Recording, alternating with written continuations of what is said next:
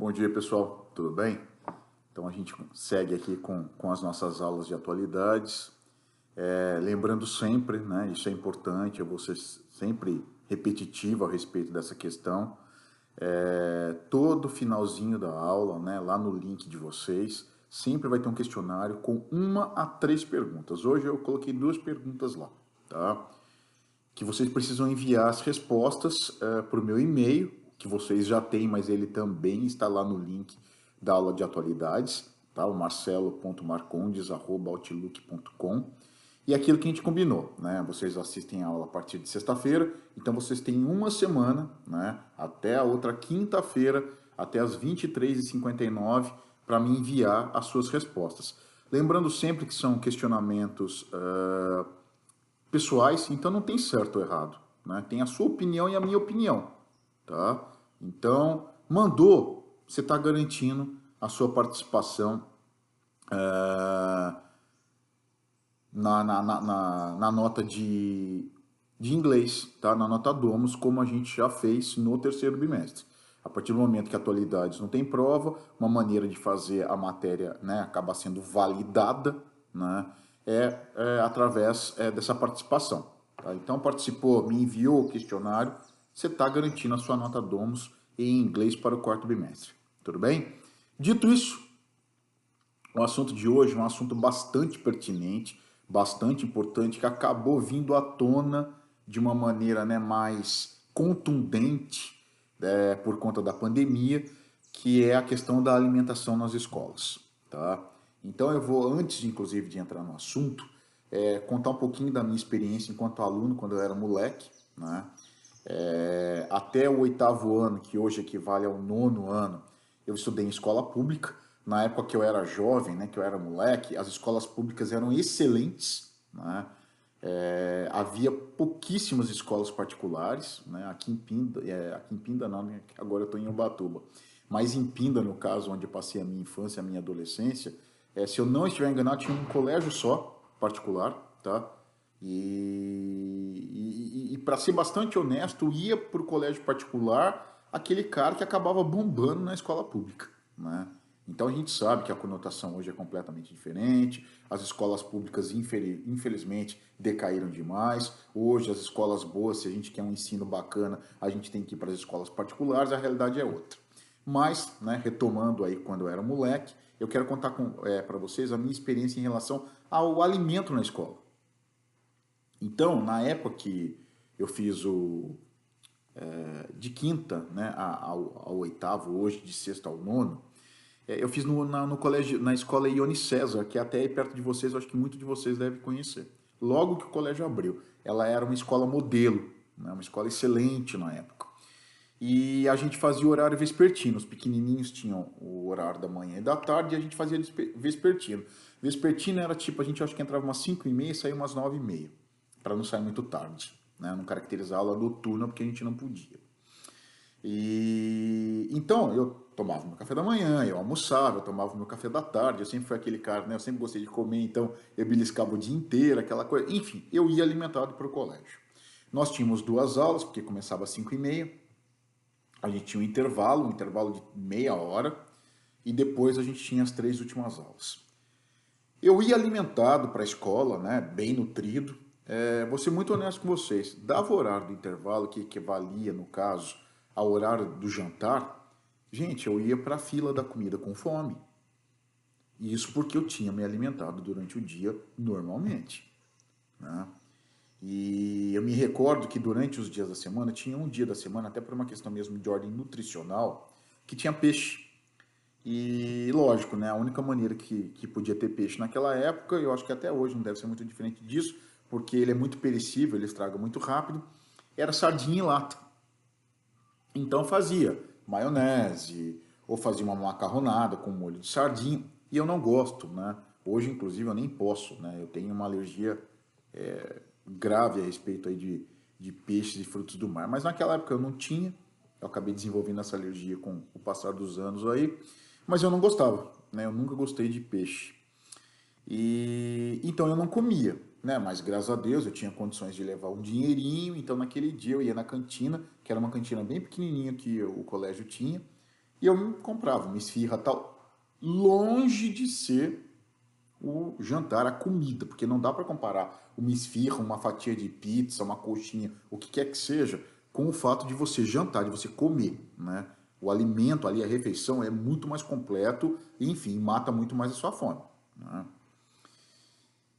Mas só para vocês entenderem, eu sentia falta, né? Nossa, eu não gostava, inclusive, no dia que vinha o peixe, porque é lógico, eu não ia conseguir comer. Tudo bem que eu comia um salgado, mas não era a mesma coisa. Eu gostava de jantar, né? E tinha dia que era arroz com legumes e uma carne moída, tinha dia que era uma sopinha de fubá com legumes também, e eles colocavam um frango, enfim, sempre tinha, né, alguma coisa, e eu comia todos os dias, menos os dias do peixe. Agora, coloquem-se na situação de uma criança que literalmente não tem o que comer, né? E a gente sabe que o número é grande, infelizmente, né? E isso porque a gente ainda está em São Paulo, que é o estado mais rico da nação. Se a gente parar para pensar o que deve ser nos outros estados, a situação é muito mais caótica, inclusive, do que a nossa. Mas mesmo aqui em São Paulo, a gente sabe, né, existe uma população carente muito grande, numerosa. Então você imagina, né, para esse tipo de criança que ficou ali, né, o dia inteiro, né, praticamente sem comer, o peso que não tem a alimentação na escola. E o que foi que aconteceu, já agora entrando no assunto aí de hoje, né, a pandemia fez com que as aulas presenciais fossem suspensas. Tá? Você imagina o número de crianças que literalmente ficou sem se alimentar. Porque tem muita criança, tá, que o alimento dela está dentro da escola. Eu sei, gente, que isso pode parecer tipo um exagero, né, uma ficção, por uma simples razão. Graças a Deus, felizmente, a gente vive uma realidade completamente diferente.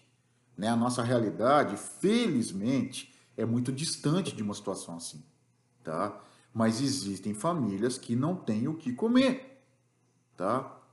Ou come-se muito pouco, né?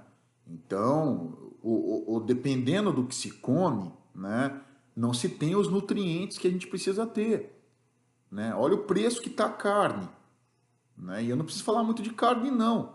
Hoje em dia o arroz está um assalto, o feijão está um assalto, porque se pelo menos, né, conseguisse comer arroz e feijão, já dá aquela sustentada. E arroz e feijão tem uns nutrientes importantes para o dia a dia da gente, sobretudo o feijão, né? Mas no preço que tá, cara, eu não sei até que ponto as pessoas estão conseguindo comprar arroz e feijão, né? Então, embora existam pessoas que até consigam se alimentar, né, a qualidade do alimento é muito ruim, é muito fraca, né? E de repente, né, infelizmente também, muitas dessas famílias carentes são justamente aquelas que têm mais filhos, né? Até porque o controle do número de filhos, né,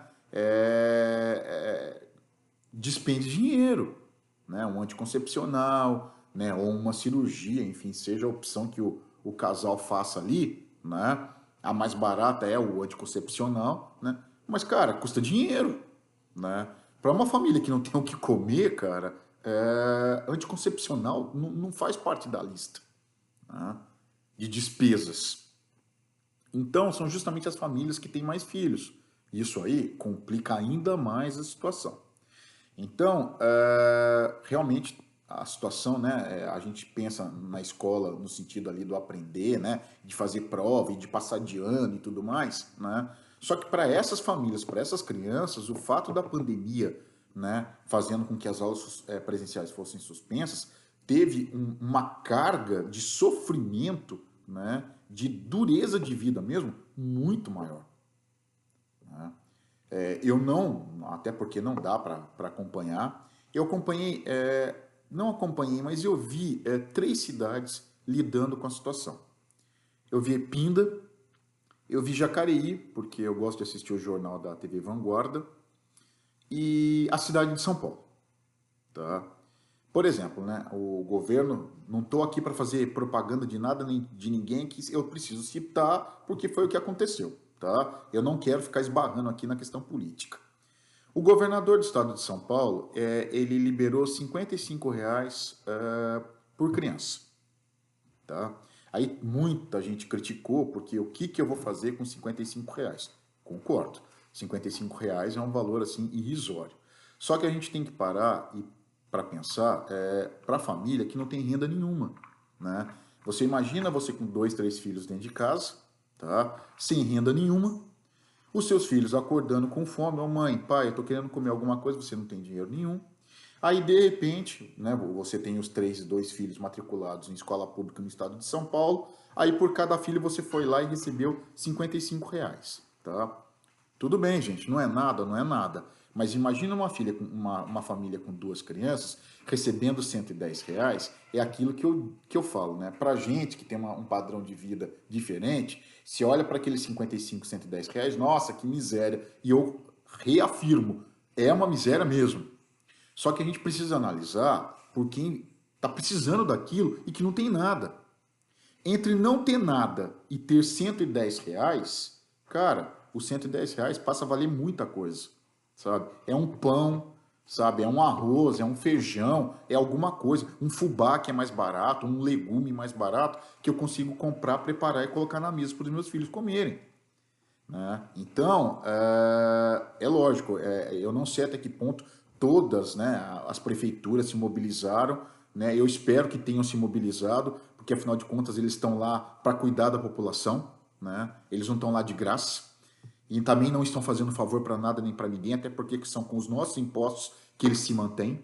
Então, a gente precisa ver o retorno disso daí, e no momento que a gente está passando mais do que nunca, né, precisa vir assim de todas as maneiras esse retorno para a população.